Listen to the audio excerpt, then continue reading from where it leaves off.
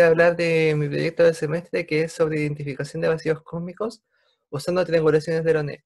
Yo soy Miguel Sepúlveda. Primero que nada tenemos que hablar de qué es un vacío cósmico.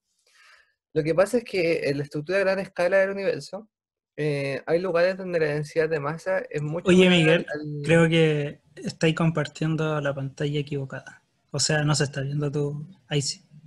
Bueno, voy a tener que hacerlo así. Donde la densidad de masa es mucho menor al promedio del resto del universo. Y a esa estructura se le llama vacíos cósmicos. Son como su diámetro es del orden de 100 megaparsec, que para que tengan un sentido de escala es de 10.000 veces el diámetro de la Vía Láctea. Y entre los vacíos está la mayoría de la masa, que se le llama murallas. Entonces aquí se ve como una figura con la estructura de filamentos del universo. ¿Y de dónde vienen? Bueno, hay teorías y una de ellas propone que son causados por fluctuaciones cuánticas en el universo temprano que se fueron amplificando con la expansión del universo. Entonces, como con esas teorías, el estudio de los vacíos cósmicos permite refinar los modelos de evolución cosmológica y la dinámica también de la materia oscura. Por lo tanto, su estudio es importante en la cosmología. Em, pero la pregunta ahora, o sea, para estudiarlo, el primer paso para empezar a estudiar los vacíos cósmicos es encontrarlos. Y hay varios algoritmos para hacer eso.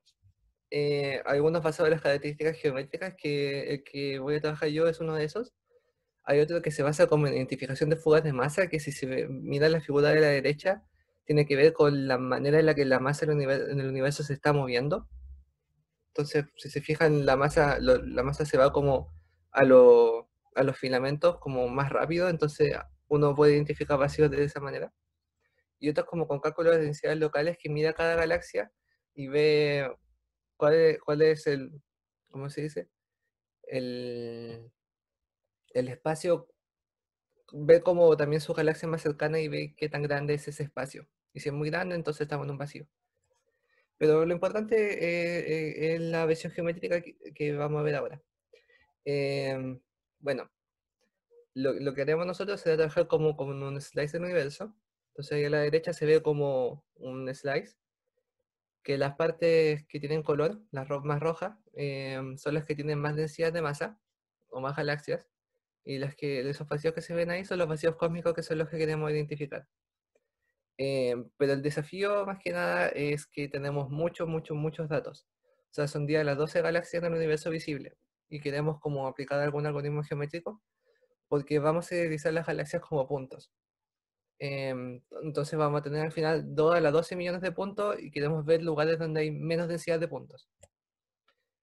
Y un algoritmo que hace eso, el algoritmo de un paper con el que usé de referencia, que es reciente y se basa en triangulaciones de Loné de los puntos que representan las galaxias.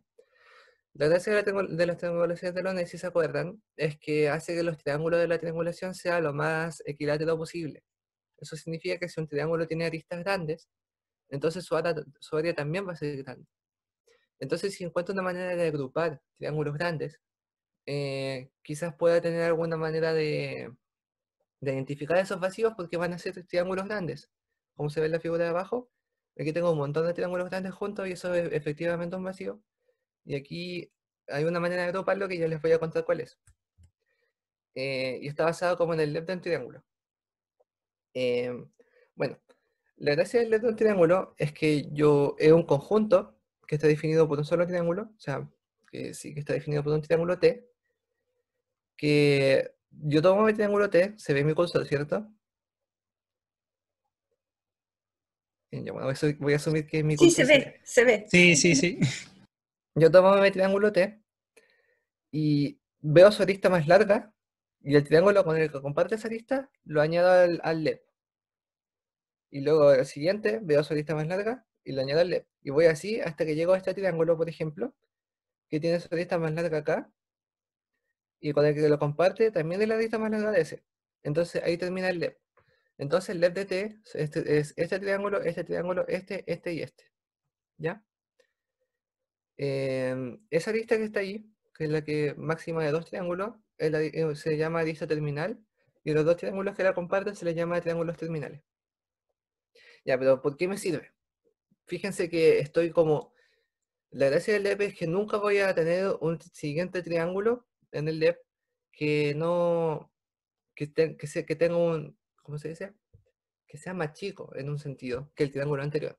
Entonces voy a ir agrupando como triángulos que son cada vez más grandes. Y esa es como la idea de ir agrupando triángulos como grandes. Em, y lo interesante de esto es que si yo defino un conjunto como un conjunto que le vamos a llamar zona, como todos los triángulos donde el LEP comparte la misma lista terminal, por ejemplo, aquí TI y TJ comparten la misma lista terminal, entonces pertenece a la misma zona.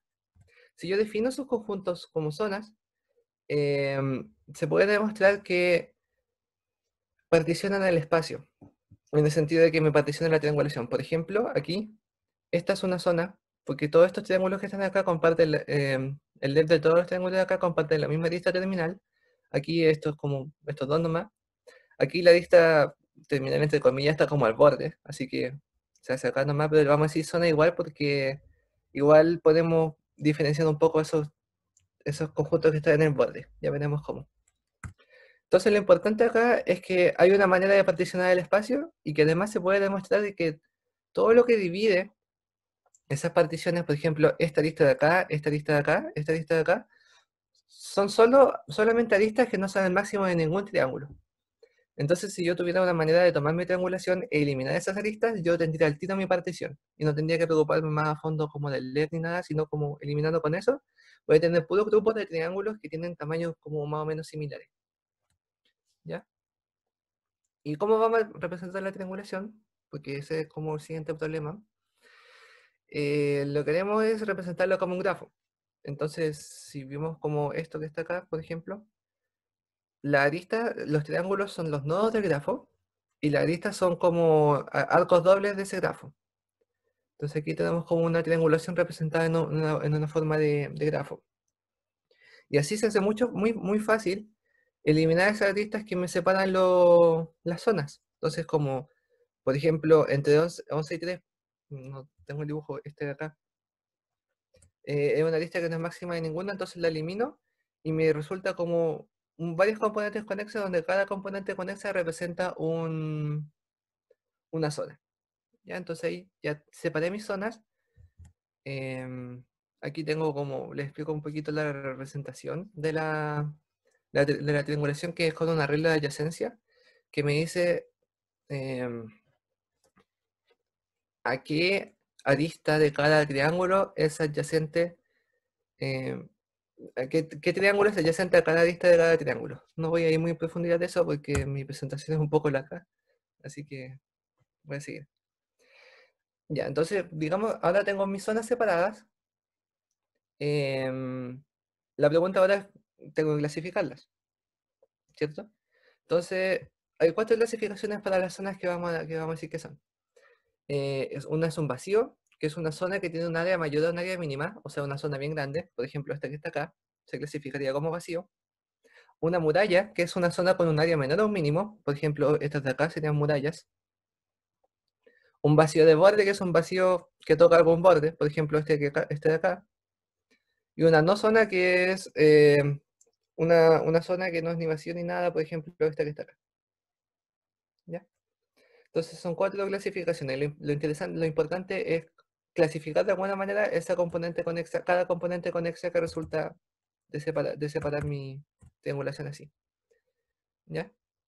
Entonces el problema, como dije antes, es separar las zonas, identificar el tipo de cada zona, comunicar esa información de manera que cada triángulo sepa qué tipo es, em, contar la cantidad de triángulos de cada zona y la zona de cada y cuántas zonas hay en cada tipo. Entonces son un montón de tareas que hay que hacer, por eso un poco larga mi presentación.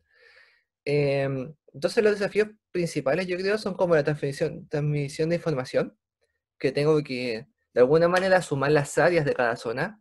Entonces tengo que agregar de alguna manera las áreas de cada componente conexa y además hacer que cada triángulo sepa a qué tipo es.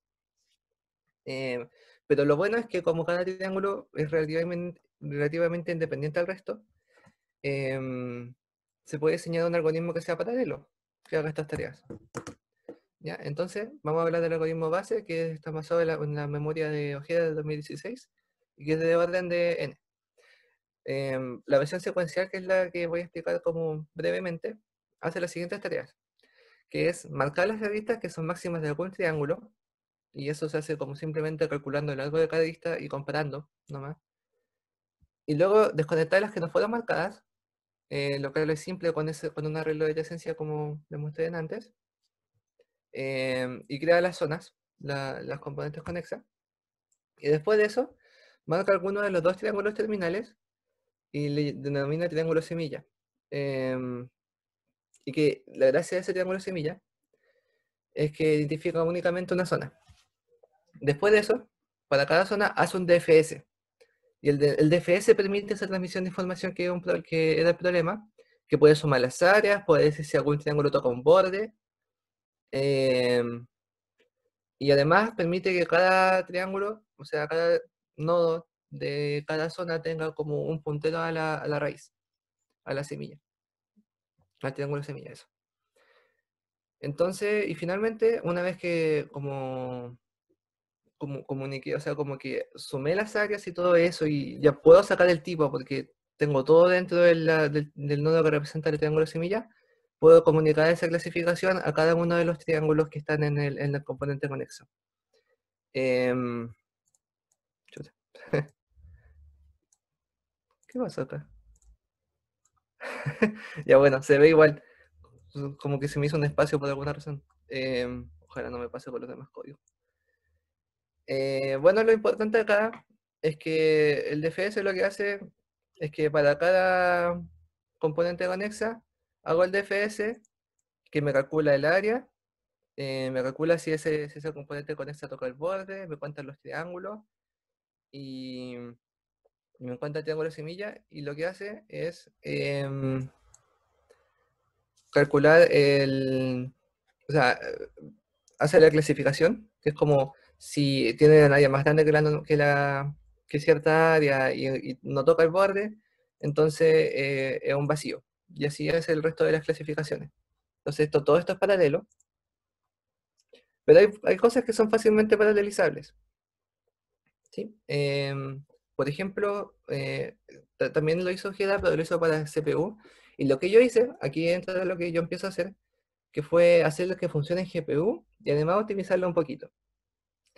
Lo que hacemos entonces para revisar la identificación de la lista máxima de cada triángulo, em, lo primero, que en verdad es como hacer lo mismo que encontrar la lista máxima, pero mapeando como un núcleo por triángulo. Que estas son como igual parametrizaciones un poco simples. Aquí está el código que encuentra como la lista máxima, que es simplemente sacar el largo de cada lista y identificarla nomás, con un if y varias comparaciones. Igual esto es harto como en el tema de cosas paralelas. Es harto trabajo para un solo núcleo, pero funciona más rápido, ya veremos. Bueno, también acuérdense el siguiente paso es identificar la lista que hay que desconectar. Y después de eso identificar si tengo la semilla. Bueno, eso es lo que optimicé yo, que se puede hacer en una sola pasada. Entonces, para cada triángulo, lo que hago es que para cada triángulo se mapea un núcleo, y lo que hace es revisar cada arista. Entonces, por eso hago tres llamadas a la misma función. Esto revisa una arista y marca si, ¿cómo se dice? Marca si, o sea, mm, marca si debe ser desconectada, dice si el triángulo es semilla o no, cambia la regla de adyacencia para, ¿cómo se dice? O sea, para hacer las desconexiones y todo eso. Y eso es lo que tengo escrito acá. Lo estoy pasando un poquito rápido, disculpen. Y después de eso hacer las desconexiones de forma paralela. Entonces como que paralelicé como las partes más fáciles de paralelizar, porque el DFS no es fácil de paralelizar. Así que no lo hice, o sea, no lo hice en la versión mixta, pero también se puede comunicar el tipo y el área a cada triángulo de forma paralela. Entonces, una vez, acuérdense que después del DFS, cada triángulo tiene un puntero, o sea, sabe cuál es la raíz de su componente conexa, y en la raíz está toda la información que necesita. Entonces, de forma paralela, digo que el área para ese triángulo es el área que está guardado en la raíz, y lo mismo con el tipo. Entonces, exitosamente tengo como cada triángulo clasificado correctamente con el área de su componente conexa también guardada en un arreglo. ¿Ya? Entonces, para analizar las partes como más fáciles que tienen un mapeo simple, bueno, y con respecto al código del host, la gran mayoría del código es simplemente reservar la memoria, hacer la configuración de buffers y kernels. Y bueno, todo lo que hay que hacer antes de hacer el DFS, porque el DFS como es secuencial, tengo que traer a la memoria del host todos los arreglos que marcan los triángulos semilla, el puntero del triángulo semilla de cada zona, y el arreglo de adyacencia, porque estaba en la GPU, entonces lo tengo que traer de vuelta. Y después del DFS meto toda la memoria del dispositivo porque necesito pasar paralelamente la información a los componentes con exa entera desde la semilla. Y bueno, después de todo eso, la complejidad temporal de esto es ON, en el modelo CREW. ¿Ya? Ahora, la versión como más paralela, que cambia completamente como el tema del DFS por otro algoritmo. Em, entonces, al principio, o sea, esta está especificado en el paper de Ojeda, pero yo lo implementé, que el principio es que cada componente conexa puede crear un árbol. Se puede crear un árbol a partir de cada componente conexa, donde la raíz de ese árbol es el triángulo semilla. em, y como vemos acá, por ejemplo, se puede crear muy fácilmente eliminando las aristas em, más que nada los arcos que representan aristas que son, o sea, que, como digo, solamente dejando las aristas que son máximas del triángulo de origen. Por ejemplo, aquí, la arista de 8 a 7 es la máxima de 8, entonces solamente dejo ese arco y el otro se elimina. ¿Ya? Entonces, es un poquito más estricto el tema de eliminar los arcos del grafo. Entonces, la gracia es que uno obtiene un árbol. ¿Ya? Entonces, hago exactamente lo mismo que con el algoritmo mixto, que es tomar cada arista y paralelamente, o sea, como tomar cada triángulo paralelamente y ver cada arista y ver si se debe eliminar y además ver si triángulo es semilla. ¿Ya? Y además puedo pasar la información de si algún triángulo de la componente conexa toca el borde, porque también necesito tener esa información guardada en algún lado. ¿Ya?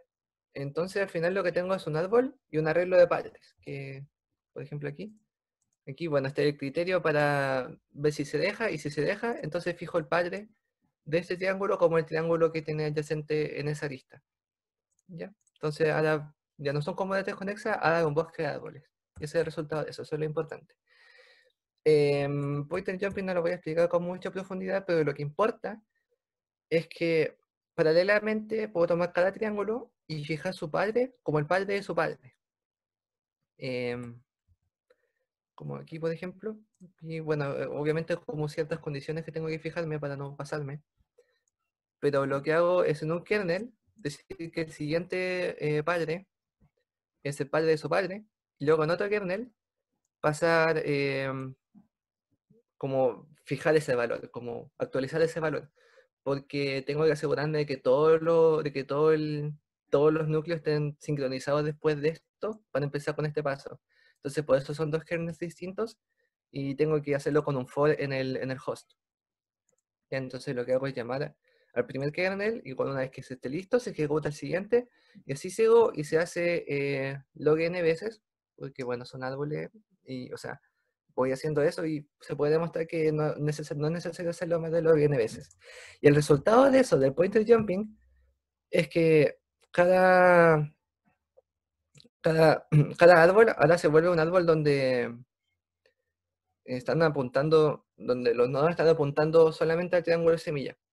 Y otra cosa, otro cambio que yo hice a partir del algoritmo de Geda es que estos que están acá se suponía que se desconectaban completamente, pero yo los dejé igual, solamente que la diferencia es que los que tienen un triángulo que termina en el borde no se apuntan a sí mismos, los semillas no se apuntan a sí mismos, pero los otros sí. En los que no tocan el borde ni nada, los triángulos de semillas se están apuntando a sí mismos. Entonces ahí voy a poder diferenciar y poder clasificar bien los vacíos de borde o cosas así. Ya, entonces el point and jumping. Entonces, el resultado que tengo ahora es esto. Y quiero sumar las áreas y además, bueno, saber decirle a todo, o sea, y clasificar correctamente más que nada. Ok, entonces ahora lo que, para cambiar el DFS, porque todo esto es para cambiar el DFS por algo más, es tomar mi lista de nodos y reordenarla según el índice de su raíz. Entonces, por ejemplo, aquí tengo mi lista, los nodos están en su orden de índice, pero sus raíces están como en cualquier cosa, y uno ordena eso, y ahora tengo como sublistas, donde cada sublista representa una componente conexa. ¿Ya? El ordenamiento no lo pude hacer como bien paralelamente, así que lo hago con merge sort secuencialmente. Obviamente va a ser más lento, pero ahí les voy a mostrar un experimento que hice. Pero lo importante es que tengo una lista y varias sublistas donde cada sublista representa un árbol. ¿Ya? Y el objetivo de hacer esto es que se pueda hacer algo muy parecido a pointer jumping, que se llama computación segmentada de prefijos. Es un poco complejo, así que no lo voy a explicar a fondo. Pero la idea es que uno marca los triángulos que inician un segmento, por ejemplo, este lo marco, este lo marco, este lo marco, y eso se puede hacer muy fácil de forma paralela. Y después de eso hacemos esa computación segmentada de prefijos, que la gracia, o sea, el resultado más que nada que les voy a decir, es que toda la información que se va agregando en cada sublista termina como en el nodo como más, en el último nodo de cada sublista. Entonces, este no es el nodo semilla ni nada, simplemente el último nodo de cada sublista. Y ahí termina esa información, ¿ya? Eso es como el resultado de la computación segmentada de prefijo. Lo que tenemos que hacer ahora es pasar esa información a la raíz de cada zona, si es que existe, si es que no existe, se queda ahí nomás. Em, y luego determinar el tipo, una vez que esté esa información ahí. Pero puedo hacer las dos cosas a la vez, ¿ya? Entonces, bueno, lo que importa acá es que reviso si este es el último nodo que está que termina en una sublista, para eso son todas esas condiciones, le paso la información al padre, y si el padre es semilla, entonces hago la clasificación. Entonces, si el área que se sumó es mayor al borde y ningún triángulo toca el borde, entonces le digo al padre que es un vacío. ¿Ya? Y si pasa la otra condición, le digo al padre que es un vacío de borde, y si no, le digo al padre que es una pared, ¿cómo se llama? Una muralla. ¿Ya? Entonces eso es lo que yo hago en este kernel. Entonces, ahora lo que pasa es que cada padre tiene toda la información que necesita de la clasificación, y tiene la clasificación en sí mismo. ¿Ya? Otro problema que teníamos que hacer, que mencioné antes, que es cómo contar, que antes era muy fácil con el DFS, porque era simplemente contar, porque está todo secuencial, pero aquí contar no es tan fácil. Entonces lo que hacemos es, bueno, tengo mi arreglo de tipos, que el triángulo 0 está en un tipo 1. ¿Cómo era? Sí. Bueno, creo que no puse el otro kernel, que lo que hace, bueno, ahora el padre tiene todos los tipos y el área, entonces, bueno, aplico el mismo kernel que es la versión mixta, que es como pasarle esa información a todos sus hijos. Entonces, ahora todos los triángulos saben qué tipos son, ¿ya? Entonces, y eso se pone en este arreglo de tipos, que por ejemplo el triángulo 0 es de tipo 1, el 1 es de tipo 2 y así. Entonces tengo este arreglo de tipos y también creo otro arreglo que me va a servir después, le puse así, que se llama así mi código, em, que lo que hace es marcar con -2 a todos los triángulos que no terminan una sección de este arreglo de acá. Porque bueno, es un poco arbitrario porque esos, pero lo importante es que sea uno por zona. Y los que lo terminan tienen como el índice de esa zona. O sea, como el identificador, no, el identificador del tipo de esa zona. Por ejemplo, estos terminan en una sublista y su tipo está acá. Y todos los demás tienen -2. ¿Cuál es la gracia de eso? Es que puedo contar. ¿Cómo lo cuento? Con esta línea que está acá. Entonces lo que yo hago es tomar mi arreglo de tipo y decir, ya, quiero contar los que son de tipo 1. Entonces hago que creo un nuevo arreglo y hago que cada valor que sea igual a que estoy buscando, ay, me equivoqué, de tipo 2. Cada valor que sea igual al que estoy buscando, aquí por ejemplo el 2 se vuelve 1 y todos los demás lo hago 0. Entonces lo que estoy haciendo es tener un arreglo que tiene 0 en todos, menos los que son del tipo que quiero. Y si tengo puro 1, puedo aplicar un algoritmo de suma paralela que vimos en clase, y así tengo todos los triángulos de ese tipo. ¿Ya? ¿Y para qué era este otro arreglo? Bueno, como es uno solo por zona, si hago lo mismo con este, voy a contar el número de zonas de cada tipo. ¿Ya? Y bueno, esto lo llamo varias veces, una vez para cada tipo y una vez para cada zona. Así que este kernel se llama varias veces, pero al final es una suma paralela. Y el resultado final es que tengo todo sumado y toda la información está en los nodos como corresponde. Disculpen por pasarme un poco, pero es un poco largo esto, pero yo estoy terminando. Bueno, ya que el ordenamiento se hace en host, entonces es de orden n log n, pero si se hiciera en GPU con ODB Merge Sort, que es una manera de ordenamiento en GPU, sería del orden log cuadrado de n, que es mejor que para la versión mixta. Intenté hacerlo de una forma paralela, pero no me funcionó perfectamente, pero igual hace el trabajo, así que lo incluí en los tests. Los tests que hice fueron una de correctitud, que era a ver si funcionaba nomás, y lo comparé respecto al resultado del algoritmo secuencial de ojeda, que yo no le hice nada, así que asumí que funcionaba. Y aquí, por ejemplo, un archivo de clasificación. Bueno, hay ambas versiones pasadas de las pruebas, la mixta y la paralela, no la paralela con ordenamiento paralelo. Bueno, y además de eso, hice una prueba de velocidad para ver qué tan rápido era. Y bueno, estos son los specs con el que lo probé. Y el resultado es que la forma secuencial, bueno, tiene un comportamiento lineal, esto es un log-log, y el tiempo está en microsegundos, aquí está el número de puntos. La versión mixta y la paralela con sorting paralelo también, que no funciona muy bien, les va mucho mejor. Mientras que la paralela con sorting secuencial le va mejor, pero eventualmente yo creo que va a ser más lento por su comportamiento asintótico. Bueno, aquí está el speed up, que es 8 veces más rápido, la versión mixta, que igual es bastante bueno. Y la versión paralela o